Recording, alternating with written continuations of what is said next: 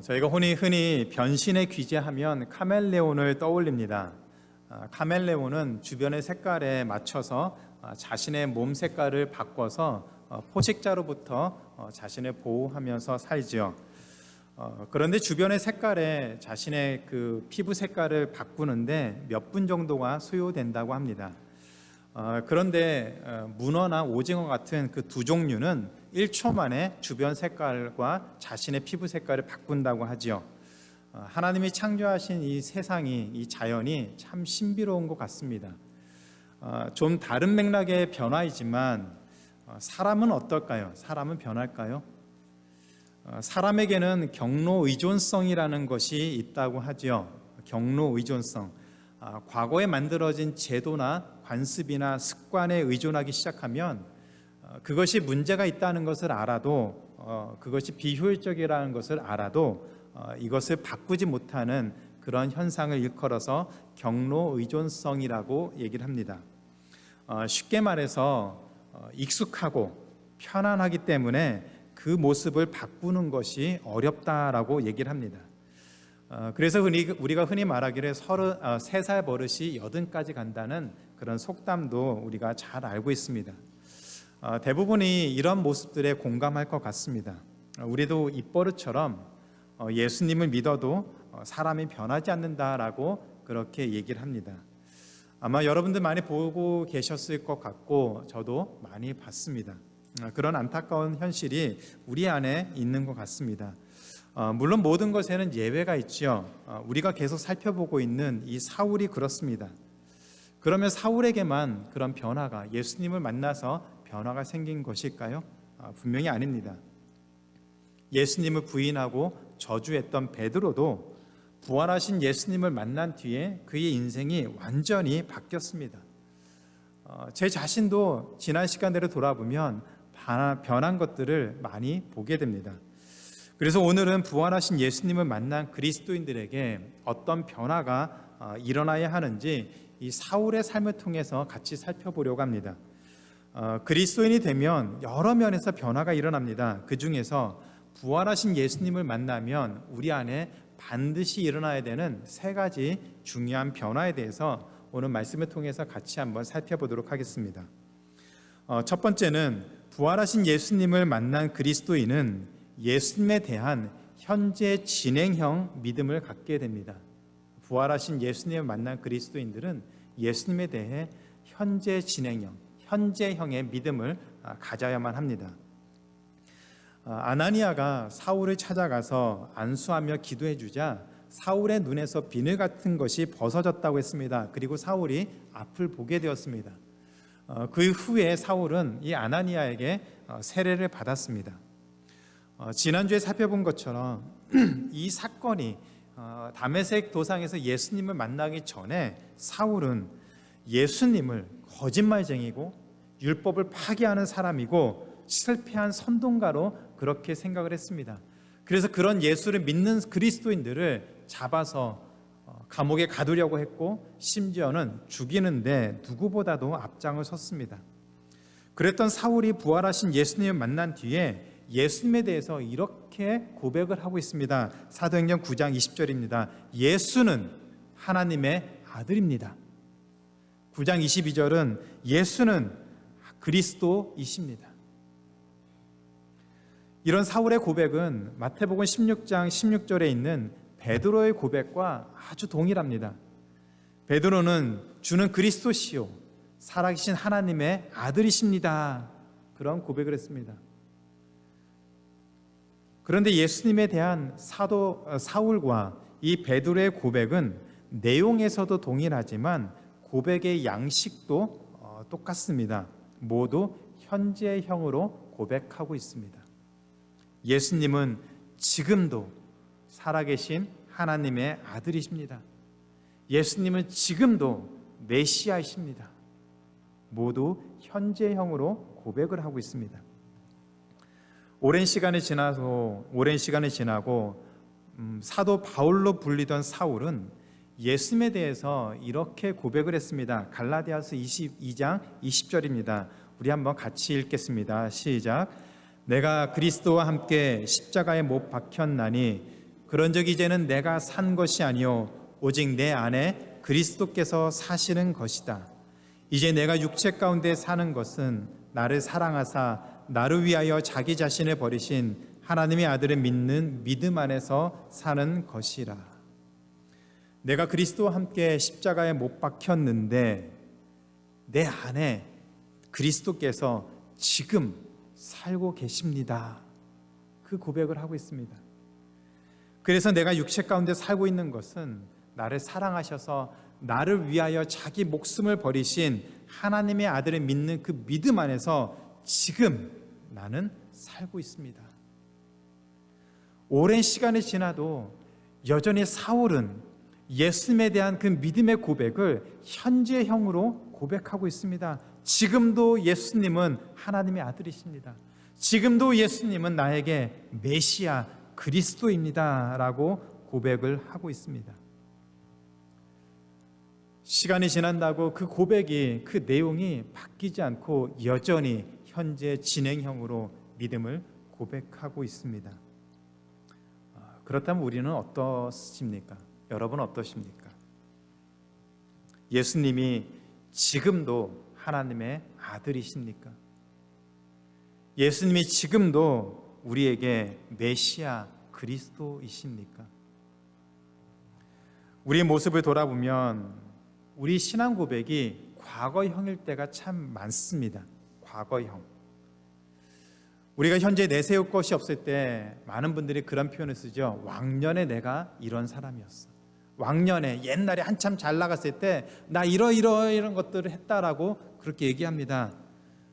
그 말은 현재는 내세울 것이 없다는 얘기죠. 그것처럼 나도 예수님을 하나님의 아들로 믿었던 적이 있어.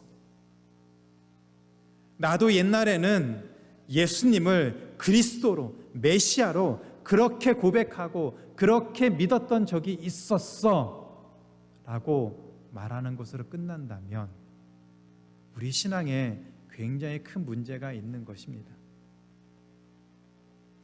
나이가 들고 세상 경험과 지식이 많아지고 산전수전 다 겪으면 예수님에 대한 생각이 바뀔까요? 바뀌는 것이 당연한 것입니까? 아닙니다. 부활하신 예수님을 만나면 예수님을 믿지 못했던 사람도 사울처럼 예수님을 믿고 변치 않는 그 신앙을 가지면서 살게 됩니다. 세상을 살면서 지식과 경험이 많아지는 것이 우리의 믿음을 약하게 만들지 않습니다.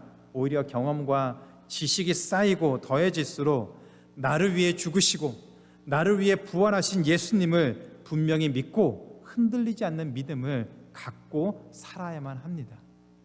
그것이 그리스도인의 삶의 모습입니다. 그래서 예수님에 대한 믿음은 언제나 현재 진행형이어야만 합니다. 현재 진행형. 옛날에도 그리고 지금도 예수님은 나에게 살아계신 하나님의 아들이시고 지금도 예수님은 나에게 나의 메시아 그리스도라는 분명한 고백을 하는 자리에 나가야 합니다. 요한계시록 2장 4절에 보면 예수님은 에베소 교회에 이런 경고를 하셨습니다. 같이 한번 읽겠습니다. 그러나 너를 책망할 것이 있나니 너의 처음 사랑을 버렸느니라. 예수님을 처음 믿고 그 사랑으로 말미암아 감사하고 은혜가 있던 그 경험이 과거의 것으로 끝나버렸습니다. 옛날에 그런 시간이 있었습니다라고 고백하는 그런 모습이 되었습니다. 그래서 에베소 교인들에게는 아무것도 남지 않았습니다.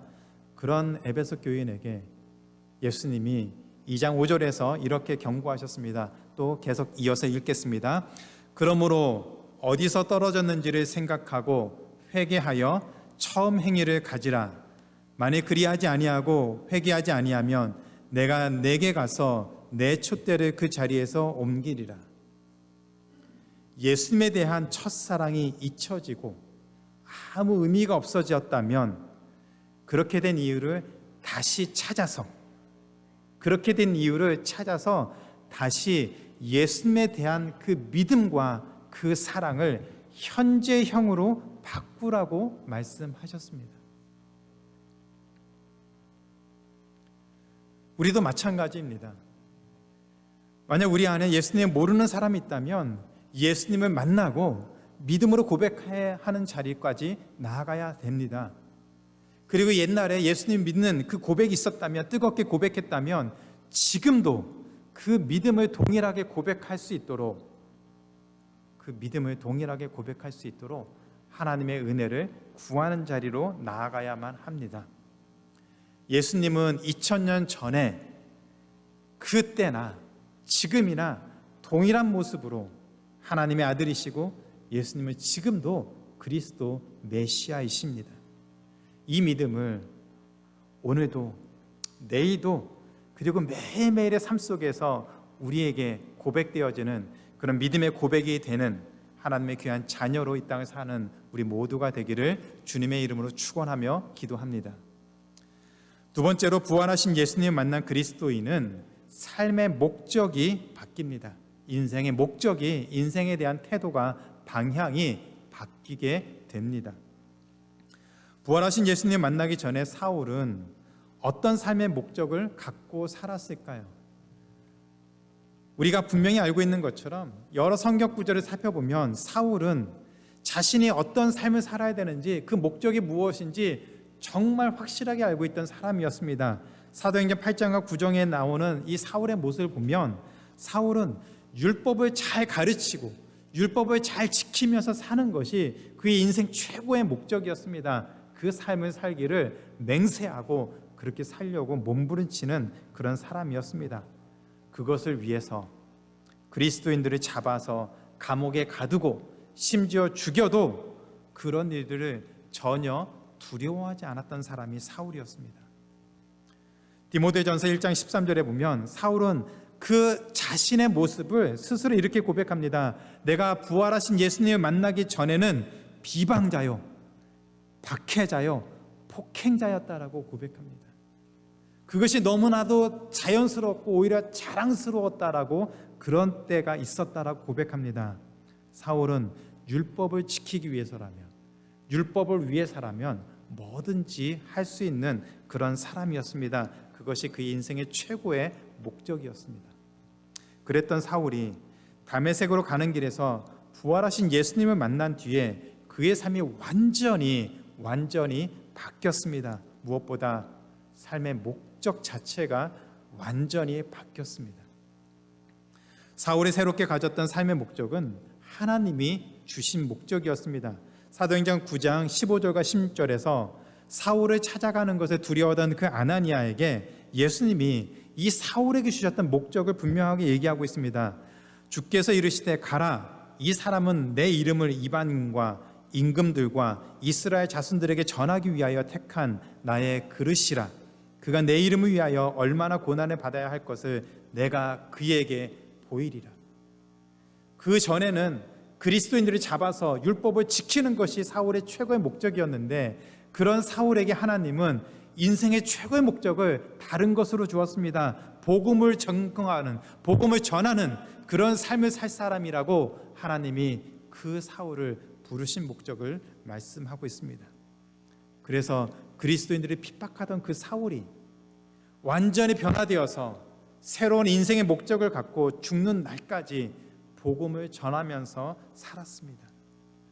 빌립보서에서 사울은 자신이 가졌던 그 새로운 목적, 인생의 새로운 목적에 대한 확신을 이렇게 고백하고 있습니다. 빌립보서 3장 12절부터 14절인데 같이 한번 읽겠습니다. 시작. 내가 이미 얻었다 함도 아니요 온전히 이루었다 함도 아니라 오직 내가 그리스도 예수께 잡힌 바 된 그것을 잡으려고 달려가노라. 형제들아, 나는 아직 내가 잡은 줄로 여기지 아니하고 오직 한 일, 즉 뒤에 있는 것을 잊어버리고 앞에 있는 것을 잡으려고 표대를 향하여 그리스도 예수 안에서 하나님이 위에서 부르신 부름의 상을 위하여 달려가노라. 그리스도 예수께 잡힌 바 된 그것은 바로 이방인들에게 복음을 전하는 삶이었습니다. 그 부르심이었습니다. 하나님이 사울에게 주신 인생의 삶의 새로운 목적이었습니다. 이것을 표대로 삼아서, 이것을 타겟으로 삼아서 그 부르심의 상을 받기 위해서 열심히 수고하며 살겠다, 그렇게 살아왔다라고 사울은 고백을 하고 있습니다. 그리고 실제로 사울은 그렇게 살았습니다. 아나니아의 기도를 받고 다시 앞을 보게 되자 사울은 다메섹에서 예수님이 그리스도라는 그 사실을 담대하게 증거하기 시작했습니다. 더 나아가서 땅끝까지 복음을 전하며 신약 성경 27권 중에서 11권을 기록했습니다. 그리고 목사로, 선교사로, 신학자로, 성경의 저자로 귀하게 쓰임받는 삶을 살았습니다. 믿음이 생기면 모두가 다 목사가 되거나 선교사가 되어야만 합니까? 그렇지 않습니다. 누구든 하나님이 부르시면 목사도 될 수 있고 선교사도 될 수 있지만 믿음이 있다고 모든 목사나 선교사가 될 필요는 없습니다. 어떤 타이틀이 중요한 것이 아니라 우리가 그리스도인으로서 사울처럼 어떤 상황 가운데 어떤 일을 하는 가운데서도 사울처럼 복음을 전하는 삶을 사는 것, 그것이 우리 인생의 목적이 되면 그것으로 하나님이 기뻐하신다는 것을 기억하며 살아야 됩니다. 직업이나 직장은 바뀔 수 있습니다. 아마 여기 계신 장년들 중에서 한국이나 아니면 어렸을 때 청년 때에 나는 이런 일을 하고 싶어, 이런 것들을 해왔어라고 하는 그런 것들과 지금의 모습이 상당히 달라진 것들을 많이 보시죠. 아마 한국에 있을 때는 내가 이런 일을 하리라고는 전혀 기대하지 못했던 일들을 하고 있는 분들이 정말 많습니다. 우리가 계획했던 것들이 그렇게 바뀔 수가 있습니다. 그러나 그런 일들, 우리가 어떤 일들을 하더라도 그런 일들을 하면서 우리의 삶을 통해서 복음을 전하는 것, 우리가 무슨 일들을 하더라도 그런 우리의 일을 통해서, 삶을 통해서 복음을 전하는 그 삶의 모습만큼은 변해서는, 바뀌어서는 안 됩니다. 그리스도인으로 살면서 사울처럼 우리는 어떤 상황 가운데서 무슨 일을 하던가 복음을 전하는 삶을 살아야만 합니다.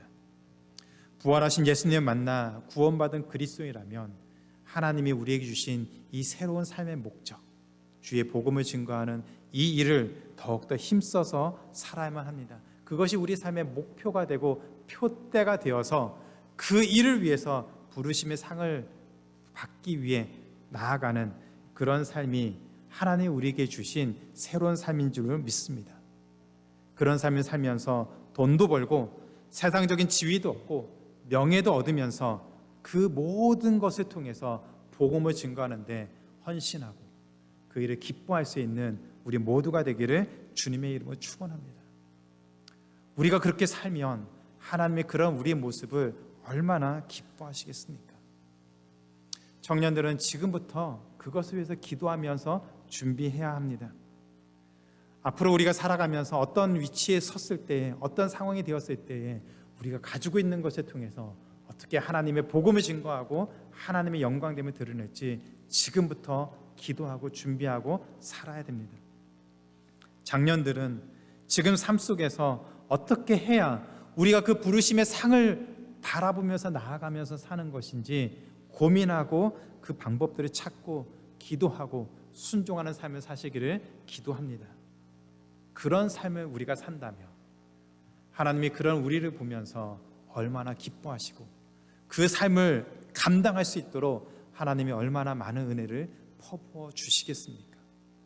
우리가 정말 하나님이 주신 은혜를 구한다면 하나님이 기뻐하시는 그 일에 한번 목숨 걸고 우리의 마음을 열고 더 열정적으로 나아가고 하나님이 우리를 위해서 일하시고 계심을 확인할 수 있는 그런 믿음의 귀한 자녀로 또 교회로 세움받기를 주님의 이름으로 축원하며 기도합니다.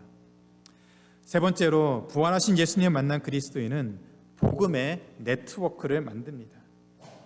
그리스도인은 반드시 복음의 네트워크를 만들면서 살아야 됩니다. 그리스도인들을 핍박하던 사울이 완전히 딴 사람이 되어서 복음을 전하자 처음에는 유대인들이 매우 당황했다고 했습니다. 그리고 사울이 그리스도인들을 핍박했던 것처럼 이 유대인들이 사울을 증오하고 핍박하기 시작했습니다. 사도행전 9장 23절 이하를 보면 이 유대인들은 갑자기 변화된 그 사울을 죽이려고 했습니다. 다행히 이 사실을 그리스도인들이 미리 알아서 사울을 광주리에 담아서 성벽 밖으로 보내 목숨을 구할 수가 있었다고 했습니다. 사울은 그 길로 예루살렘에 가서 다른 그리스도인들하고 교제를 나누려고 했지만 이마저도 쉽지는 않았습니다. 그때 바나바가, 위로의 아들이었던 이 바나바가 사울을 데리고 그리스도인들 찾아가서 사울이 다른 그리스도인들과 교제할 수 있도록 그 길을 열어주었습니다. 그로 인해서 오늘 우리가 읽은 말씀에 보면 28절에 보면 사울이 제자들과 함께 있어 예루살렘에 출입하며 복음을 담대하게 전하면서 살았다라고 얘기를 하고 있습니다. 그리스도인들이 핍박하던 사울이 예수님을 만난 뒤에 오히려 핍박을 받으면서 예루살렘에 돌아오는 그런 시간을 갖게 되었습니다. 근데 여기에 굉장히 흥미로운 모습이 있습니다. 예수님을 만난 전후로 사울과 함께했던 사람들이 완전히 교체가 되었습니다. 예수님 만나기 전에는 사울의 옆에는 그와 함께 그리스도인들이 핍박하던, 율법을 지키기 위해서 그리스도인을 죽이기에 혈안되어 있던 그런 사람들이 사울의 옆에 있었습니다. 그러나 부활한 예수님을 만난 사울은 다른 그리스도인들과 함께 삶을 나누게 되었습니다. 당연한 일이지만 이 사실은 그리스도인들에게 매우 중요한 의미가 있습니다. 예수님 믿는 사람은 산속 깊은 곳에 가서 혼자 그렇게 움막 지어서 거기에서 사는 그런 삶을 살지 않습니다. 오히려 세상에 들어가서 세상에서 빛과 소금으로 살라고 하셨습니다. 세상에 들어가서 사람들에게 복음을 전하면서 살라고 하셨습니다. 그렇게 세상에 살기 때문에 우리는 하나님을 모르는 사람들과 만나서 교제하기도 하고 비즈니스도 하고 같이 교류하기도 합니다. 자녀들이 같이 얽혀있기 때문에 하나님을 믿지 않는 사람들과도 같이 어울려서 시간을 보내야만 합니다. 다른 종교를 가지고 있는 사람들과 만나서 대화도 나눕니다. 오히려 예수님을 믿는 사람의 주변에 이런 불신자들, 하나님을 모르는 사람이 없는 것이 더 큰 문제가 될 수 있습니다. 그럼에도 불구하고 우리 주변에 하나님을 모르는 사람이 많이 있을 수 있다는 것을 분명히 알고 있음에도 불구하고 그리스도인들은 같은 믿음을 갖고 있는 그리스도인들과 더 적극적으로 교제를 나눠야만 합니다. 그 이유는 영향력 때문입니다. 영향력. 인간은 생각보다 연약해서 주변의 영향을 참 많이 받습니다. 아무리 심지가 견고한 사람이라고 해도 그 주변에서 어떤 얘기를 하고 어떻게 반응하냐에 따라서 우리는 마음이 자꾸 흔들릴 여지가 있습니다. 아무리 똑똑하고 모든 것을 잘하는 사람이라도 혼자 힘으로 이 세상을 살아갈 수가 없습니다. 삶이 그렇게 녹록하지 않습니다. 호락호락하지 않습니다. 잘 나가다가도 어려움을 당하기가 쉽습니다. 쓰러질 수 있는 연약한 존재가 사람입니다. 그래서 함께 동역하는 사람이 반드시 있어야 됩니다. 함께 우리가 걸어가는 이 길을 걸어가는, 함께 옆에 있어주는 그 누군가가 반드시 필요합니다. 자신의 주변에 누가 있는가에 따라서 그 사람의 삶이 완전히 바뀌게 됩니다. 우리는 그것을 너무나도 잘 보고 있습니다.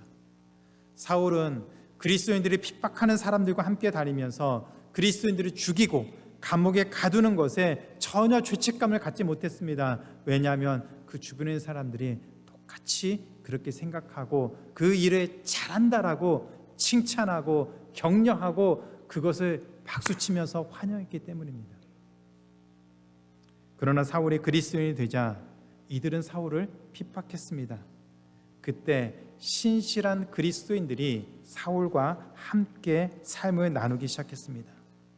사울의 생명을 살려주기도 하고 바나바처럼 사울을 이끌고 다른 그리스도인들과 교제할 수 있도록 자리를 마련해 줬습니다.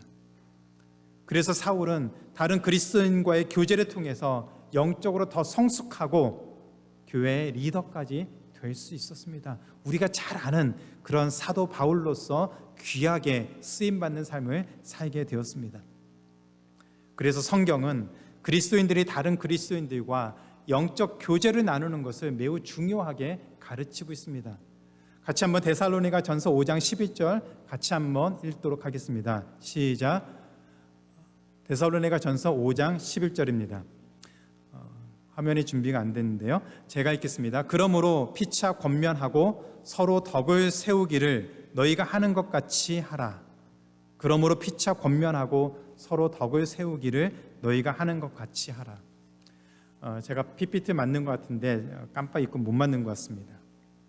마지막 때가 다가올수록 그리스도인들이 믿음을 붙잡고 살 수 있도록 상대방의 마음을 강하게 격려하고 세워주라는 말입니다. 점점 시대가 악해지고 마지막 때가 다가올수록 우리가 살아가는 것이 정말 힘든 이때에 서로 그 믿음을 붙잡고 살아갈 수 있도록 강하게 격려하고 세워주라, 그렇게 권면하고 있습니다. 세상 사람들로부터 받을 수 없는 격려와 위로를 믿음의 동역자들에게 받으라는 말입니다. 이를 위해서 그리스도인들은 복음의 네트워크를 만들어야 합니다. 다른 그리스도인들과 영적 교제를 나누면서 서로 격려하고 함께 세워지는 그런 삶을 살아야만 합니다. 지난주에 제 개인적으로 굉장히 힘든 시간을 보냈습니다. 한국에 있는 그 친구 목사님의 고등학생 막내딸이 버스를 기다리다가 과속으로 달리는 차가 그 정류장을 덮쳐서 목숨을 잃었습니다. 그 소식을 듣고 너무 화가 났습니다.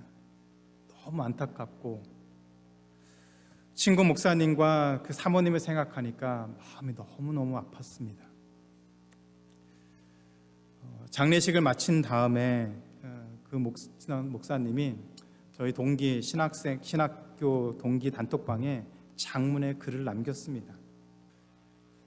우리가 그리스도인으로 산다는 것은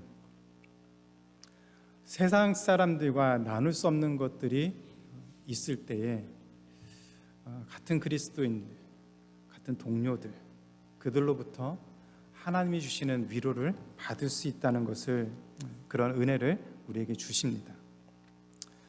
마음 터놓고 함께 기도하고 함께 울어주고 아파할 수 있는 그런 믿음의 사람과 교제를 나누는 것이 우리에게 정말 힘이 되고 중요하고 필요합니다. 자식 문제로, 가정의 문제로 너무 속이 상할 때 함께 염려해주고 진심으로 기도해주는 믿음의 사람과의 교제가 우리에게 너무나도 필요합니다. 믿음의 삶을 살면서 겪는 그 어려움을 진심으로 이해해주고 위로해주고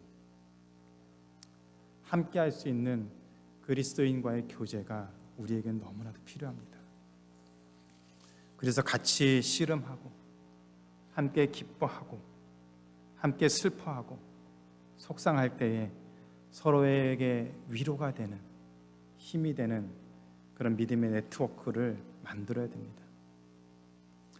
그래서 우리 중에 누군가는 바나바가 되어서 위로를 건네고, 또 우리 중에 누군가는 그런 바나바를 통해서 위로를 받아서 서로가 하나님이 주시는 그 은혜 안에 거할 수 있는 힘을 얻을 수 있는 그런 믿음의 공동체를 세워야 합니다. 저는 메릴랜드 크리스찬 교회가 우리 성도들이, 우리들이 그런 함께 할 수 있는 그런 믿음의 공동체를 세워나가기를 기도합니다.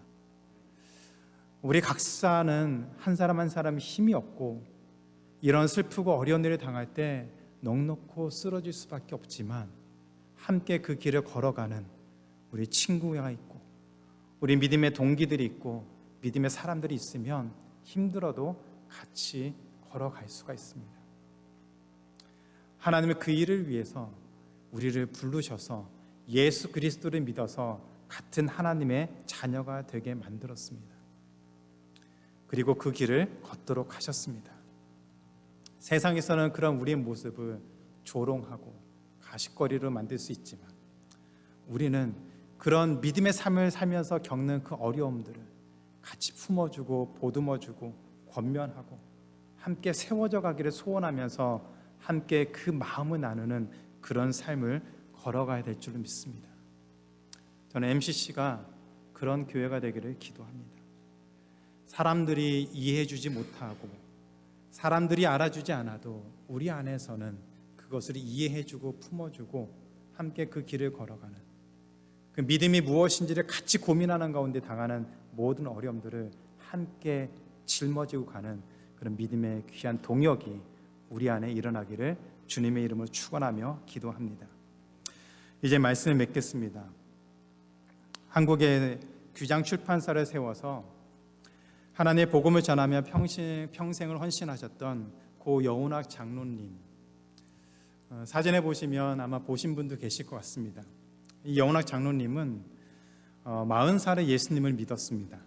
그리고 말씀이 너무 좋아서 그 뒤로 홀로 말씀 암송을 하면서 신학생들을 훈련시키시고 교회의 말씀 암송 운동을 일으켰습니다. 2022년 3월, 작년 3월에 소천하실 때까지 2000절 이상의 말씀을 암송하셨고 303 비전 성경 암송학교를 설립해서 1만 명이 넘는 그리스도인 어머니들 그리고 그 자녀들에게 말씀 암송 태교와 암송으로 말씀으로 가정 예배를 드리는 그런 일들을 잘 감당하셨습니다. 말씀 한평생이라는 책에서 여운학 장로님이 이런 글을 남기셨습니다. 나는 내 혈관 속에 하나님의 말씀이 흐른다고 말하고 싶습니다. 눈만 뜨면 그 달고 오묘한 말씀을 먹고 싶어 안달했던 시간이 수없이 많았지요. 비록 40이 넘어서 예수님을 구주로 모셔드렸지만 하루에 3갑씩 피우던 담배를 끊은 후 집과 직장에서 잠언, 전도서, 시편, 요한복음에 심취해 읽는 것만으로는 성에 차지 않아 우둔해진 머리로 암송하려고 몸부림치던 일이 생생하게 떠오릅니다. 말씀을 암송한다는 건 정말 행복한 일입니다. 말씀에 심취해서 암송 묵상을 하다가 잠드는 건 마지막 순간까지 하나님과 영적 대화를 나누다가 하나님 나라로 가는 여행 연습이라고 생각합니다. 다른 무엇과도 비교할 수 없는, 다른 무엇에 빼앗길까 두려운 귀하고 복된 시간이지요. 마지막 순간까지 말씀 암송하시고 말씀 묵상하시고 말씀 암송하라고 그렇게 가르쳤습니다. 여운학 장로님은 예수님을 만나고 그 삶에 정말 놀라운 변화가 일어났습니다. 저도 신학생 때에 여운학 장로님에게 말씀 암송 훈련을 받았는데 정말 혼나기도 하고 그 열정에 정말 제 자신이 너무나도 부끄러웠던 때가 많이 있었습니다. 그런 변화는 사울이나 아니면 여운학 장로님 같은 그런 소수에게만 일어나는 것이 아닙니다. 부활하신 예수님을 만난 모든 그리스도인들은 반드시 변할 수 있습니다. 변해야 합니다. 그래서 예수님에 대한 믿음이 변하고 삶의 목적이 변하고 함께하는 그 주변에 있는 사람들이 변해서 조금씩 하나님께로 다가가는 그 삶을 누리는 우리 모두의 삶이 되기를 주님의 이름으로 축원합니다.